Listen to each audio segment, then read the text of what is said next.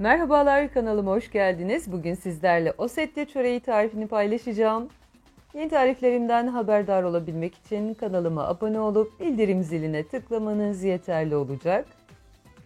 İlk olarak derince bir kase alalım. İçine 2 bardak ılık süt ekleyelim. Yarım bardak sıvı yağ, 1 yemek kaşığı toz şeker ve 1 tatlı kaşığı maya ekleyelim. Toz maya karıştıralım. Kullanacağımız un miktarından şöyle 2 yemek kaşığı kadar ekleyelim ve tuzunu ekleyelim. 1 tatlı kaşığı kadar, mayamız kesilmesin diye öncesinde un ekliyoruz. Ardından ben toplam 6 bardak un kullandım ama kullanılan unun markasına göre bu durum değişir. 5 ila 6 bardak arasında un kullanmanızı öneririm. Dikkatli bir şekilde ekleyelim. Böyle yumuşacık pamuk gibi bir hamur elde edeceğiz. Yoğurma işlemini bitirdikten sonra hamurumuzun üzerini kapatalım ve 1 saat kadar oda ısısında dinlendirelim. İç harcı için 5 tane haşlanmış orta boy patatesi ezelim veya rendeleyelim. İçine 200 gram rendelenmiş kaşar peyniri, 1 yemek kaşığı oda ısısında tereyağı, tuz ve karabiber damak tadımıza göre ekleyelim ve tekrar karıştıralım. Mayası gelen hamurumuzu tezgahımıza alalım. Şöyle bir hamur kartıyla havasını aldıktan sonra hem tezgahımızı hem de elimizi sıvı yağ ile yağlayalım. Hamuru tezgaha alıp silindir şekline getirelim ve ikiye bölelim. İsterseniz 3 tane büyük büyük çörek de yapabilirsiniz. Ben 2 tane hazırlayacağım. Ama bir tepsiyi minik minik, bir tanesini de büyük olarak hazırlayacağım. Üzerini kapatalım kenara ayırdığımızın. Hamuru tekrardan şöyle bir beze haline getirelim.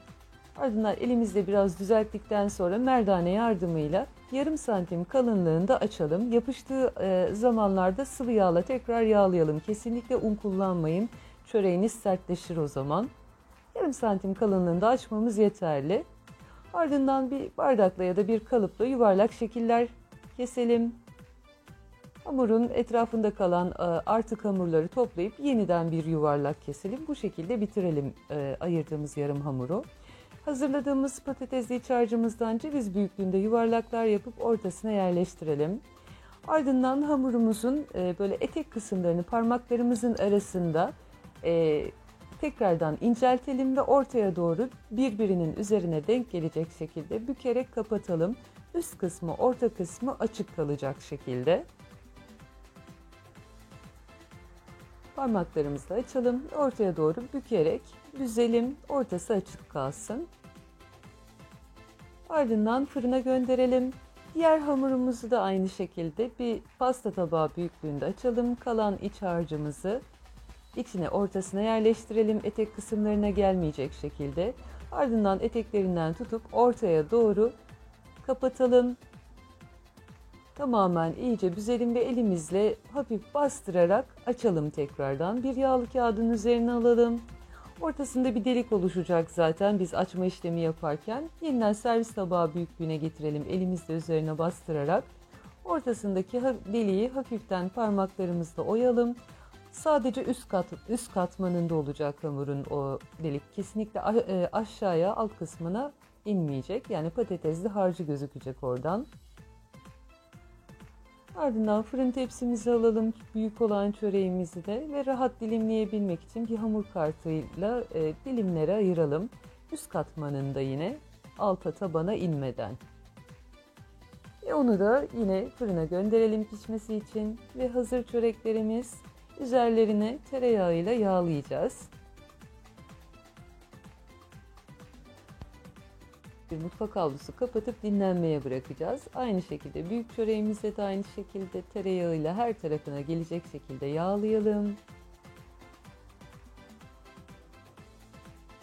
Üzerini kapatıp 15-20 dakika kadar dinlendirelim ve ardından hazır lezzetli, şahane, inanamazsınız gerçekten.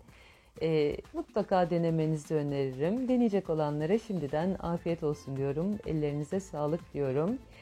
Eğer tariflerim, videolarım hoşunuza gidiyorsa kanalıma abone olup yeni tariflerimden haberdar olabilmek için de bildirim ziline tıklamayı lütfen unutmayın. İzlediğiniz için ayrıca teşekkür ediyorum. Yeni tariflerimde tekrar görüşmek üzere. Hoşça kalın.